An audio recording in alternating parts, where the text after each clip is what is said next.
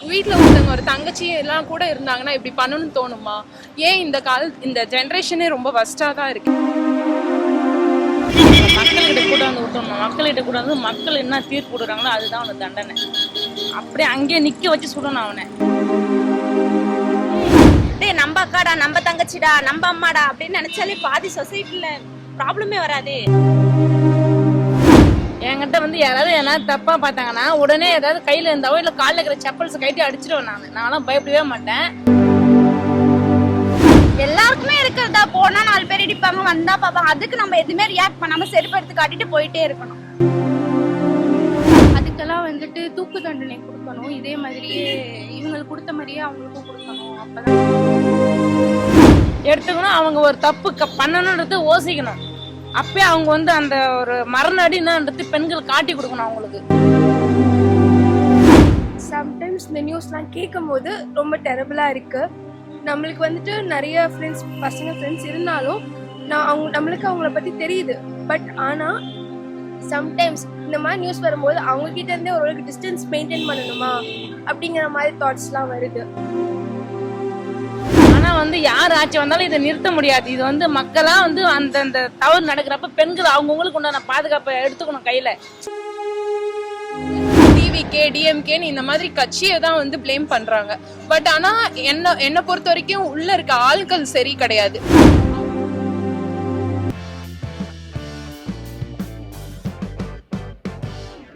சமீபத்துல ஒரு +2 மாணவி விளாத்திக்குளத்துல வந்து ரேப் பண்ணி வந்து சாகடிக்கப்பட்டாங்க. அந்த குற்றவாளிக்கு வந்து இரட்டை தூக்கு தண்டனை கொடுத்திருக்காங்க. இதை எப்படி பாக்குறீங்க? இது வந்து கண்டிப்பா ஒரு நல்ல பனிஷ்மெண்ட்ங்கிற மாதிரி தான் எனக்கு தோணுது. Okay okay. இப்ப அதாவது ஒரு 10 வயசு குழந்தை முதற்கொண்டு ரேப் பண்ணி சாகடிக்கப்பட்டு சம்டைம்ஸ் இந்த நியூஸ்லாம் கேட்கும் போது ரொம்ப டெரபிளாக இருக்கு. நம்மளுக்கு வந்துட்டு நிறைய ஃப்ரெண்ட்ஸ், பசங்க ஃப்ரெண்ட்ஸ் இருந்தாலும் நம்மளுக்கு அவங்கள பற்றி தெரியுது. பட் ஆனால் சம்டைம்ஸ் இந்த மாதிரி நியூஸ் வரும்போது அவங்க கிட்ட இருந்தே ஓரளவுக்கு டிஸ்டன்ஸ் மெயின்டைன் பண்ணணுமா அப்படிங்கிற மாதிரி தாட்ஸ்லாம் வருது. அதனால நிறைய விஷயம் எப்படின்னா, ஒரு சின்ன ஒரு பர்சன்டேஜ் ஆஃப் பீப்புள்னால எல்லாரும் மேலேயும் ஒரு விதமான ஒரு நெகட்டிவ் பாயிண்ட் வருது. சார், இப்ப விளாத்திக்குளம் +2 மாணவிக்கு எதிரான அந்த பாலியல் வழக்குல கைது செய்யப்பட்ட குற்றவாளிக்கு இரட்டை தூக்கு தண்டனை வந்து கொடுத்திருக்காங்க. இதை பத்தி என்ன நினைக்கிறீங்க? ஆக்சுவலி இந்த மாதிரி பனிஷ்மெண்ட் கொடுத்தாதான் சில பேர் இருக்கிறவங்க எல்லாம் திருந்துவாங்க. அது மட்டும் இல்ல, இப்போ வரைக்கும் ஸ்டில் ஒரு 10 வயசு பொண்ணை வந்து ரேப் பண்ணி இந்த மாதிரி நடந்திருக்கு. ஸோ அதுக்கும் வந்து விஜய் சிஎம் அவர்கள் வந்து பனிஷ்மெண்ட் கொடுத்துருக்காங்க. என்னன்னா தூக்கு தண்டனை கொடுத்துருக்காங்க. ஸோ இந்த கொடுக்க போறாரு நியூஸ் வந்திருக்கு. ஸோ அவர் ஆறுதலும் சொல்லியிருக்காரு. ஸோ விஜய் அவருக்கு வந்து இதுக்கு போக போக இப்பதான் அவர் வந்திருக்காரு ஸ்டார்டிங். ஸோ 10 நாள் தான் ஆகுது. உடனே அவர்கிட்ட இருந்து எல்லாத்தையுமே நம்ம எதிர்பார்க்க முடியாது. அவர் போக போக அவரோட இதை பண்ணுவார் கண்டிப்பா. ஸோ எனக்கு என்ன தோணுதுன்னா, இந்த சிஸ்டம் விஜய் வந்ததுக்கு அப்புறம் நிறைய சேஞ்சஸ் நடக்கும். அவர் கண்டிப்பா ஒரு பனிஷ்மெண்ட் கொடுப்பாரு. ஸோ பெண்களுக்கு இந்த காலத்துல வந்து நிறைய சேஃப்டி இல்லை தான். ஸோ நம்ம சேஃப்க்கு, நம்மளோட ப்ரிகாஷனுக்கு நம்ம பத்திரமா இருக்கணும். நைட் டைம் இந்த டைம்ஸ்லாம் வந்து கொஞ்சம் சேஃபாக இருந்துக்கணும். அதுக்கப்புறம் என்னன்னா, இந்த மாதிரி பனிஷ்மெண்ட் கொடுத்தாதான் நாளை பின்ன ஒரு பர்சன் வந்து திருந்துவாங்க, இந்த மாதிரி இருப்பாங்க. ஸோ என்னை பொறுத்த வரைக்கும் தூக்கு தண்டனை மட்டும் தான் கொடுக்கணும். அதுதான் கரெக்டான சொல்யூஷன். நெக்ஸ்ட் டைம் எந்த பையனும் இந்த மாதிரி பண்ண மாட்டான். பண்ணாலுமே இந்த பனிஷ்மெண்ட் ஞாபகம் வரும். வீட்டில் ஒருத்தவங்க ஒரு தங்கச்சி எல்லாம் கூட இருந்தாங்கன்னா இப்படி பண்ணணும்னு தோணுமா? ஏன் இந்த ஜென்ரேஷனே ரொம்ப வஸ்டாக தான் இருக்கு என்னை பொறுத்த வரைக்கும். ஸோ சீக்கிரமா இதுக்கோட சொல்யூஷன் வந்து எனக்கு இதுதான் பெட்டர்னு தோணுது. அவங்களுக்கு வந்து தூக்கு தண்டனைலாம் கொடுக்குறதுன்னு வெயிட் பண்ணக்கூடாதுப்பா. அவனுங்களை மக்கள்கிட்ட கூட வந்து விட்டணும். மக்கள்கிட்ட கூட வந்து மக்கள் என்ன தீர்ப்பு கொடுக்குறாங்களோ அதுதான் அவனுக்கு தண்டனை. அப்படியே அங்கேயே நிக்க வச்சு சுடணும் அவனை. பெண்கள் வந்து வெளியில சுதந்திரமா போக முடியல, வர முடியல. அதாவது வந்து அந்த ஆட்சி இந்த ஆட்சின்றதுலாம் கிடையாது. அது எந்த ஆட்சி வந்தாலும் ஒழுக்க முடியாது அது. ஏன்னா வந்து குழந்தைகிட்ட போயிட்டு என்ன அவனுங்க ஒரு குழந்தைகிட்ட வந்து இப்போ பெண்கள் என்ன ஒரு ஏஜ் வேணா வந்து கொஞ்சம் ஏதாவது போடுற ட்ரெஸ்ஸு சரியில்லைன்னு சொல்லலாம். 10 வயசு குழந்தைகிட்ட போயிட்டு அவனுக்கு என்ன கண்டானுங்க? அவனுக்கு எப்படி அந்த மாதிரி ஒரு தப்பான ஒரு கண்ணோட்டத்தில் குழந்தைய பார்க்க முடியும்? அவனுங்க அப்படியே அந்த ஒரு தப்பு நடக்குதுன்னா வந்து அங்கேயே அப்படியே ஷூட் பண்ணிடணும். அவனுங்க ஷூட் பண்ணா அடுத்தது வந்து ஒரு பெண்கள் மேலே கை வைக்கிறதுனா என்ன தண்டனைன்றது அவனுக்கு புரிஞ்சுக்கணும். அதை இப்போ பெண்கள்னா நெருப்புன்றது அவனுங்களுக்கு உணரணும். அதை ப்ரோ இதை விட இன்னும் மோசமா இருக்கணும் ப்ரோ. அவங்கள பப்ளிக்ல விடணும், மக்கள்கிட்ட ஒப்படைக்கணும். அவன் ஒருத்தனும் பண்ற தப்ப பப்ளிக் அந்த தண்டனை கொடுக்கறத பார்த்து அடுத்தவன் யோசிக்கணும். அந்த பொண்ணை தொடலாமா, பொண்ணை தொடணும்னாலே ஃபயர் ஆகுண்டா அப்படின்றத அவனுக்குள்ள வரணும்னா பப்ளிக் கிட்ட விடணும். இப்போ கொடுத்தது ஓகே தான், பட் இதை விட இன்னும் அதிகமா இருக்கணும். அவனுக்கு மரண தண்டனைன்றதை விட ஜாஸ்தியா இருக்கணும். பொண்ணை தொடணும்னு நினைச்சாலே அவனுக்கு அந்த பயம் வரணும், அந்த அளவுக்கு இருக்கணும். கரெக்ட் தானே, இனிமேல் யாரும் ஒரு பொண்ணை தொடக்கூடாதுல்ல, அதுக்கு இது கரெக்டான விஷயம் தானே. இந்த மாதிரி பண்ணாதானே நாளைக்கு வரவங்களா அந்த மாதிரி பண்ண மாட்டாங்க. சின்ன பசங்களா பாக்குறாங்க, அவங்களும் அப்படிலாம் இருக்கக்கூடாதுன்னு தெரிஞ்சுப்பாங்க. அதனால இது கரெக்டானது தான். இந்த நியூஸ் பத்தி எனக்கு தெரியவே தெரியாது. But I don't no.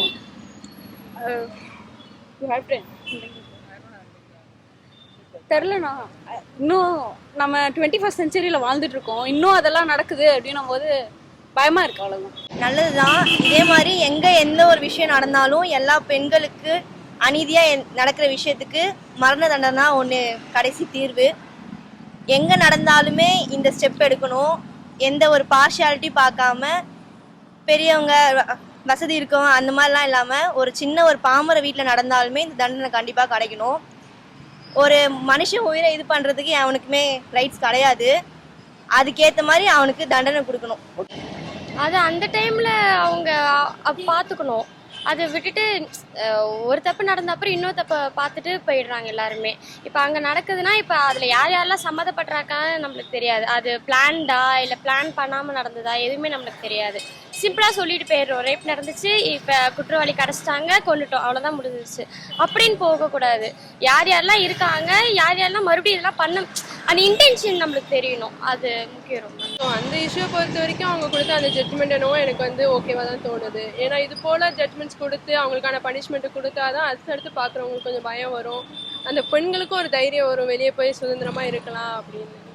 So இது போலவே அடுத்தடுத்து இப்போ ரீசெண்டாக நடக்கிற இஷ்யூஸ்க்குலாம் கூட தண்டனை அவங்களுக்கு கிடைச்சதுன்னா இன்னும் கொஞ்சம் சேஃப்டியாகவும் இருக்கும், அவங்களுக்கு கொஞ்சம் ஒரு பயமும் உண்டாகும். ஓகே, இப்போ அதாவது கடந்த ஆட்சியில் சட்ட ஒழுங்கு சரியில்லை, பெண்களுக்கு எதிராக நிறைய பிரச்சனை நடந்துச்சு, மாற்றம் வேண்டும் அப்படின்னு சொல்லி தான் விஜய் அவர்கள் வந்திருக்காங்க. இப்போவும் தொடர்ச்சியாக வந்து பெண்களுக்கு எதிரான வன்முறைகள் நடக்குது, நிறைய வந்து சட்ட ஒழுங்கு பிரச்சனைகள் நடக்குது. இதை பற்றிலாம் என்ன நினைக்கிறீங்க? அதாவது வந்துன்னா அவர் வந்து எப்படின்னா வந்து அந்த இடத்த பிடிக்க வந்து திமுக வந்து ரொம்ப கஷ்டப்பட்டு அந்த இடத்துல வந்து உக்காந்தாங்க. ஆனால் இவர் வந்து பார்த்தீங்கன்னா வந்து எதுவுமே எதிர்பார்க்கணும் டக்குன்னு சடன்லாம் வந்து உக்காந்துட்டாரு. ஆனால் இருந்தாலும் வந்து இவருக்கு அனுபவம் கொஞ்சம் கம்மி. ஆனால் அவர் வந்து ஆட்சி நடத்துனது அப்போ தப்பு நடந்துச்சு, இல்லைன்னா இல்லை. ஆனால் வந்து அவருக்கும் அது உண்டான நடவடிக்கை எடுத்துன்னு தான் இருந்தாங்க. அதெல்லாம் கம்மியாலாம் அதை பண்ணாமலாம் விட்டுல. அவனா இருந்தாலும் வந்து இவங்க வந்து எப்படின்னாக்கா வந்து இவங்க வந்ததுனால தான் அதிகமாக நடக்குது, அவங்க இருக்கும்போது கம்மியாக நடந்துச்சு அப்படின்லாம் சொல்கிறதுலாம் எந்த வழியும் இது ஒத்துக்க முடியாது. ஆனால் வந்து யார் ஆட்சி வந்தாலும் இதை நிறுத்த முடியாது. இது வந்து மக்களாக வந்து அந்த தவறு நடக்கிறப்ப பெண்கள் அவங்கவுங்களுக்கு உண்டான பாதுகாப்பை எடுத்துக்கணும், கையில் எடுத்துக்கணும். அவங்க ஒரு தப்பு பண்ணணுன்றது யோசிக்கணும். அப்பயே அவங்க வந்து அந்த ஒரு மரண அடின்றது பெண்கள் காட்டி கொடுக்கணும் அவங்களுக்கு. நான் இந்த ஜென்ரேஷன்ல வந்து இது ஆக்சுவலி ஆட்சி மேலெல்லாம் பழி போட முடியாது, மக்கள் தான். மக்கள் ஒழுங்கா இருந்தா எல்லாமே சரியாகும். ஏன் இன்னும் இப்போ வரைக்குமே ஸ்டில் வந்து டிவிகே டிஎம்கேன்னு இந்த மாதிரி கட்சியை தான் வந்து பிளேம் பண்றாங்க. பட் ஆனா என்னை பொறுத்த வரைக்கும் உள்ள இருக்க ஆட்கள் சரி கிடையாது. அவங்க சரியானா அவங்களுக்கான சரியான தண்டனை கிடைச்சதுன்னா நம்ம வந்து கண்டிப்பா அதுக்கான ஒரு சொல்யூஷன் கிடைக்கும். பட் நம்ம இனிமே கொஞ்சம் கேர்ஃபுல்லா இருந்துக்கணும்.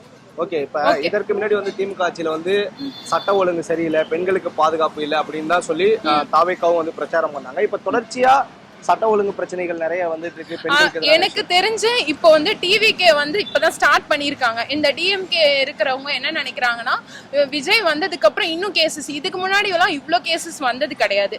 இப்போ ஏன் விஜய் வந்ததுக்கு அப்புறம் நெக்ஸ்ட் இவ்வளோ ப்ராப்ளத்தை கொண்டு வராங்க? ஏன் இதுக்கு முன்னாடி இருக்கிறதுக்கு நியூஸ் எல்லாம் ஏன் எவ்வளவோ நடந்திருக்கு? ஒரு நாளைக்கே கிட்டத்தட்ட 100க்கு நிறையவே நடக்குது இந்த நாட்டுல. ஆனா இது வரைக்கும் கொண்டு வராதவங்க இப்ப டிவிகே வந்ததுக்காக கொண்டு வராங்க. ஸோ இதை ஏன் இதுக்கு முன்னாடி இருக்க நியூஸ் எல்லாம் ஹைட் பண்ணிட்டு மறைச்சிட்டு இருந்தாங்க? இப்போ வந்து விஜய் வந்தோடனே அவர் மேல பழிய போடுறாங்க. இது வந்து எனக்கு அன்ஃபேரா இருக்கு. ஸோ இதுக்கு மேல இருக்கிறது விஜய் வந்து கண்டிப்பா இதுக்கு ஒரு சரியான ஒரு முடிவு கொடுப்பாரு. ஸோ சேஞ்ச் ஆகும் நான் நினைக்கிறேன். இந்த 5 இயர்ஸ்ல வந்து பார்க்கலாம். கொஞ்சம் பீப்புள் வந்து கொஞ்சம் வெயிட் பண்ணோம், அவங்க அவரால் என்ன பண்ண முடியும்ன்றத வந்து பார்க்கணும். 15 நாள்ல எப்படி ப்ரோ எல்லாத்தையும் மாற்ற முடியும்? கொஞ்சம் கொஞ்சமாக தான் மாற்ற முடியும். அதாவது அவர் வந்து ஒரு இடத்துல இருந்து அவர் பார்த்தாருன்னா ஓகே. அவரு நம்ம இதுல ஃபுல்லா பார்த்துட்டு இருக்காரு. கஷ்டம் தானே, நம்மளாலேயே ஒரு இடத்துல இருந்து ஒரு இடத்துல ஒரு வேலையை பார்க்கறதே கோவையில 10 வயசு சிறுமி பாலியல் வன்கொடுமை. சார். அதெல்லாம் சொல்ல போனா ப்ரோ ரொம்ப தண்டிக்கணும். அது வந்து அண்ணா எப்படி அதை முடிவு எடுப்பாருன்னு தெரியல. ஆனா தண்டனை கடுமையா கொடுத்தா கண்டிப்பா குறையும்னு நான் நினைக்கிறேன். நல்ல பெண்கள் சமூகமே அதுதான் நினைக்குது.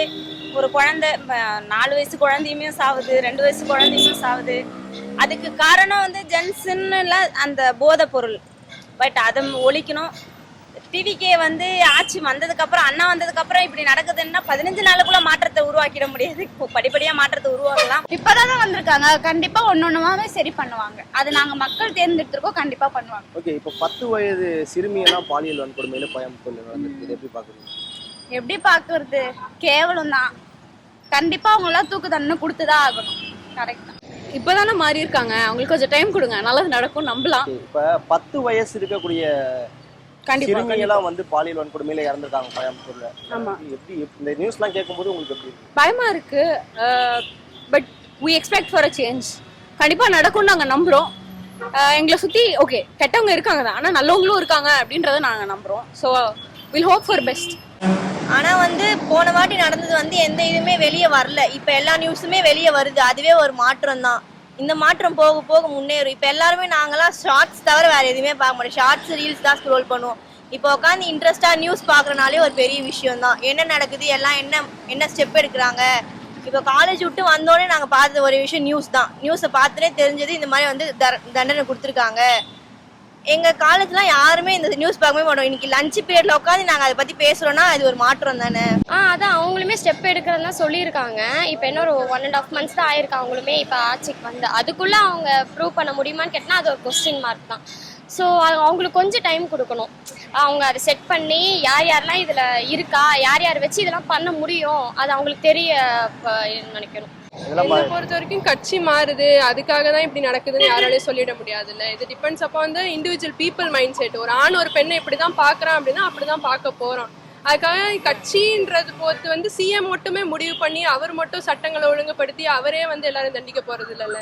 இப்போ இந்தியான்னு பார்த்தோன்னா பிஎம் முடிவு பண்ண வேண்டியது இருக்கு.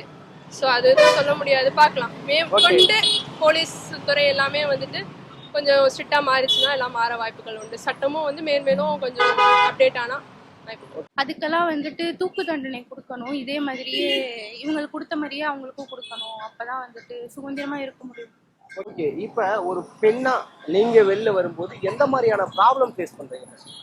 என்ன மாதிரி ப்ராப்ளம்னா பஸ்ஸில் சம்டைம்ஸ் ஹேப்பன்ஸ். அதுக்கப்புறம் சம்டைம்ஸ் ஆர்கனைசேஷன் வைஸ் பார்க்கும்போது பசங்களுக்கு ஒரு ப்ரிஃபரன்ஸ் கொடுக்குறாங்களோங்கிற மாதிரி ஒரு தாட் வருது. பட் எல்லா ஆர்கனைசேஷனும் இல்லை, சம் ஆர்கனைசேஷன்ஸ். சரி, ஓகே, ஃபைனலாக இந்த மாதிரியான ஒரு ரேப் அக்யூஸ்ட் உங்கள் கையில் கிடைச்சா எந்த மாதிரியான தண்டனை கொடுப்பீங்க, பனிஷ்மெண்ட் பண்ணுவீங்க? ஆசிட் தான் ப்ரோ, ஆசிட் ப்ரோ. எனக்கு இந்த மாதிரி ப்ராப்ளம்ஸ் வந்தது கிடையாது. பட் வந்தா நான் சேஃபா தைரியமா வந்து ஒருத்தங்க கிட்ட நான் எக்ஸ்பிரஸ் பண்ணி சொல்லுவேன், நீங்க எனக்கு இந்த மாதிரி பிரச்சனை இருக்கு, ஸோ நீங்க இந்த மாதிரி எதுக்குமே பயப்படக்கூடாது. பெண்களா இருந்தா பயப்படாம தைரியமா நம்ம பேசணும், ஃபேஸ் பண்ணிக்கணும். இந்த விஷயத்துக்கு நம்ம அசிங்கம் பண்ணணும்னு அவசியம் இல்லை. ஒரு பெண்ணா இருந்து ஒரு பொண்ணு வந்து ஒரு தப்பா நினைக்க கூடாது, பேரண்ட்ஸ் ஒழுங்கா வளர்த்துருக்கணும். பட் ஆனா இந்த சிச்சுவேஷன் இந்த ஜென்ரேஷன்ல எல்லாம் வஸ்டா தான் இருக்கு. இதுக்கு சொல்யூஷன் இவங்க இப்படி கொடுக்கறது நல்லதுதான் நான் நினைக்கிறேன். ஸோ அவ்வளோதான், தேங்க்யூ. அதை வந்து ஒரு ஏஜிக்கிற பசங்க கூட ஃப்ரெண்ட்லியாக நல்லா அம்மாவும் அக்காவும் பழகிறாங்க. ஒரு ஏஜுக்கு மேலே ஒரு வயசானவங்களாம் இருக்காங்க அப்புறம் அவங்க தான் வந்து ரொம்ப இந்த எப்படி சொல்கிறது, நக்கலாக பேசுறது, நையாண்டி பேசுறது, பெண்கள் வந்து ஆபாயசமாக பார்க்கறது, அந்த மாதிரி ஒரு தப்பான ஒரு கண்ணோட்டத்தில் பார்க்குறாங்க. அதனால வந்து எங்கேயுமே எந்த நேரத்தில் எப்போ நம்ம வீட்டுக்கு போவோமோன்ற ஒரு பயத்தோட பதத்தோட தான் வெளியில் நாங்கள் சுதந்திரமாக எங்களால் வர முடியல. அது என்ன பண்ணணுன்றதுனா அப்படியே வந்து அவங்க ஏதாவது பண்ணாங்கன்னா நான் வந்து ஒரு ஹோம்லேயே வந்து வெளியில் வரேன்னா நான் வந்து 190% தைரியத்தோட தான் வருவேன். நான் என்கிட்ட வந்து யாராவது வச்சுனானா உடனே எடுத்து அப்படியே சட்டான்லாம் அடிச்சிருவேன். நான் யாரையுமே பார்க்கவே மாட்டேன். நான் என்கிட்ட வந்து யாராவது தப்பாக பார்த்தாங்கன்னா உடனே ஏதாவது கையில் இருந்தாவோ இல்லை காலில் இருக்கிற செப்பல்ஸை கைட்டி அடிச்சிடுவேன். நான்லாம் பயப்படவே மாட்டேன். அப்படி இருந்தாலும் ஒரு எப்படின்னா ஒரு பப்ளிக்கில் ஒரு இந்த மாதிரி டைமில் கொஞ்சம் ஃப்ரீயாக வந்துடலாம். ஒரு ஈவினிங் டைமில் ஒரு நைட் டைமில் வரும்போது கொஞ்சம் அச்சு இருக்க தான் செய்யும். இருந்தாலும் மனசை கொஞ்சம் நம்மளுக்குள்ளே நம்ம தான் சிங்கப்பெண் அப்படின்ற ஒரு தன்னம்பிக்கை வந்து வளர்த்துக்குன்னு வெளியில் வரோம். அப்படி இருந்தாலும் வந்து கொஞ்சம் அது வந்து அதுக்குண்டான அரசும் அதுக்குண்டான நடவடிக்கை எடுத்தால் நல்லா இருக்குன்றது என்னுடைய கருத்து. ஓகேக்கா, இப்போ பொதுவாக அந்த ரேப் கேஸ்லாம் நிறைய பேர் மாட்டாங்களே, அவங்களுக்குலாம் என்ன மாதிரி தண்டனை தருவீங்க? அவங்களுக்குலாம் வந்து வெயிட் பண்ணிலாம் தண்டனை கொடுக்கக்கூடாதுப்பா. வெயிட் பண்ணி தண்டனையே கொடுக்குறது அப்படியே அந்த அவங்க அம்மா அழுதாங்க. இப்போ அவனுக்கு வந்து உடனே அவன் செத்தாதான் என் குழந்தைய நான் வாங்கணும்னு சொன்னாங்கல்ல, அதுதான் உண்மை. அவனுக்கு உடனே அவனை எரிச்சிட்டு தான் அந்த குழந்தைய வாங்கி அடக்கம் பண்ணிருக்கணும். என்னுடைய கருத்து அதுதான் நான் சொல்ல வரேன். நிறைய இருக்கு. கொஞ்சம் மிஸ் ஆனா நம்மளே என்ன பண்ணுவாங்கன்னு கூட தெரியாது.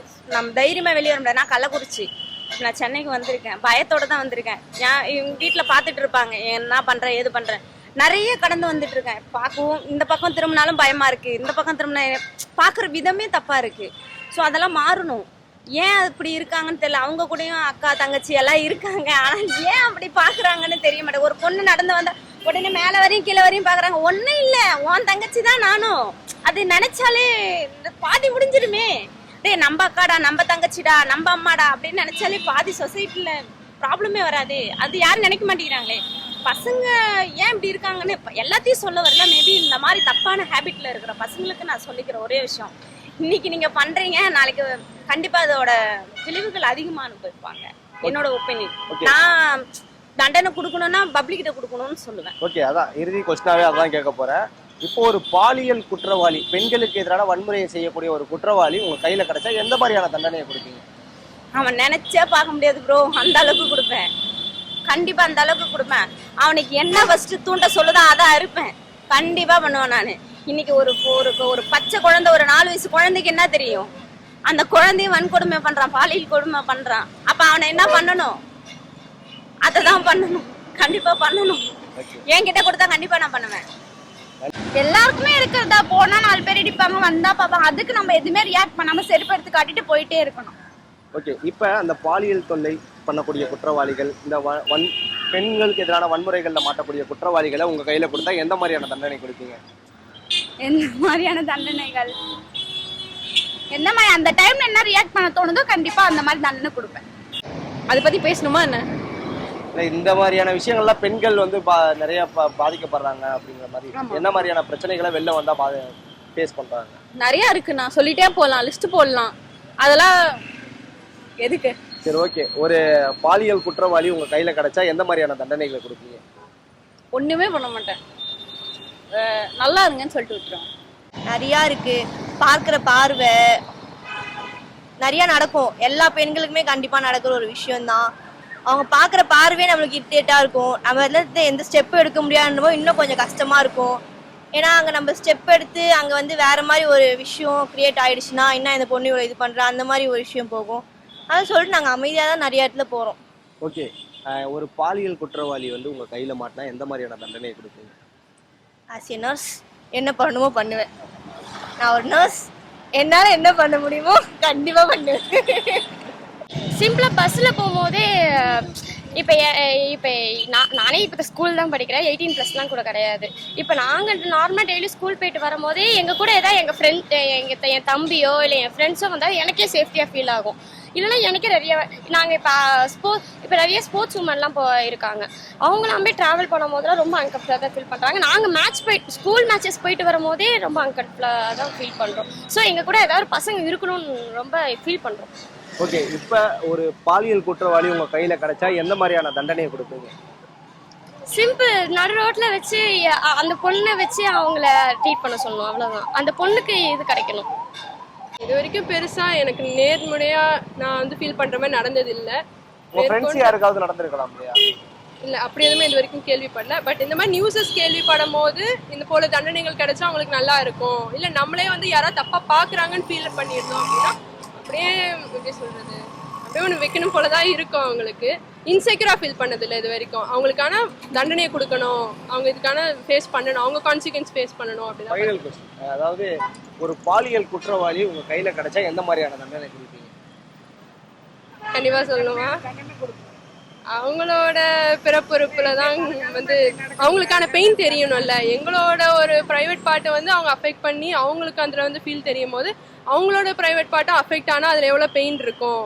அப்போ ஒரு பொண்ணை அவங்களோட விருப்பம் இல்லாமல் ஃபோர்ஸ் பண்ணி கொலையில வந்து முடிகிற அளவுக்கு விடும் போது உங்களுக்கு அந்த இடத்துல பெயின் தெரியும் போது தானே தெரியும். நீங்கள் உயிரோடவே இருங்க, ஆனால் அந்த பெயின் உங்களுக்கு தெரியும்ல. அது மட்டும் அவங்களுக்கு ஃபீல் பண்ணாங்கன்னா இந்த மாதிரி தண்டனைகள் கிடைக்க வேண்டுகிறேன். அவ்வளோ எல்லா இடத்துலையுமே ஸ்கூல்லையும் சரி காலேஜ்லேயும் சரி எல்லாமே ப்ராப்ளம் தான். நம்ம தான் ஒழுங்காக இருக்கணும். ஓகே, இந்த மாதிரி பாலியல் குற்றவாளி உங்க கையில கிடைச்சா எந்த மாதிரியான தண்டனை கொடுப்பீங்க? சொல்லுங்க. உங்க கையில ஒரு ரேப் பண்ண ஒரு அக்யூஸ்ட் உங்க கையில கிடைக்கலாம், நீங்க என்ன தண்டனை கொடுப்பீங்க? அடிச்சே கொல்லணும், அப்படிதான் சொல்லணும்.